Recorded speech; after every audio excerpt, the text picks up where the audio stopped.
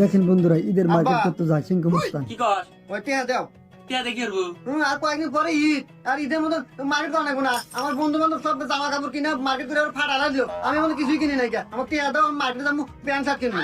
এই তোর তো তাপবাদ জ্ঞানী হয় নাই রে, আর তুই যাবি ঈদের মার্কেটে শেষ অনেক জামা মজা কাপড় আছে। কিনবে। আরে ঈদের মার্কেটে জামা কাপড়ের দোকানদাররা কি আর জানিস, ওরা দোকানদার থাকে না, ওরা যায় কষাই। আরে তোর থেকে আলুগুলো দিয়ে বেশি টাকা নিবো আর জিনিস দিব খারাপ। আমি হাতে যা মানে, আমি যদি হাতে যাই সেদিন তোর নাকি আমি দিয়ে আসি না, শার্ট প্যান্ট কিনে নিয়ে আস, মানে তুই টেনশন নিস না, যা। আচ্ছা ঠিক আছে, আজকের মধ্যে এনে দিও। আচ্ছা ঠিক আছে, দেখ মানে যা, এই যে আমার বাজারে যা নাকি পাইপ কিনবে, ওই সময় যা নিয়ে আস, মানে বিকেলে নিয়ে আসতে যা।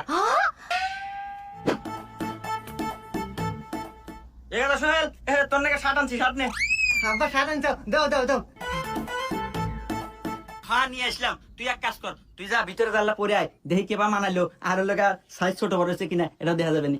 আচ্ছা আব্বা, আমি পরে এসেছি।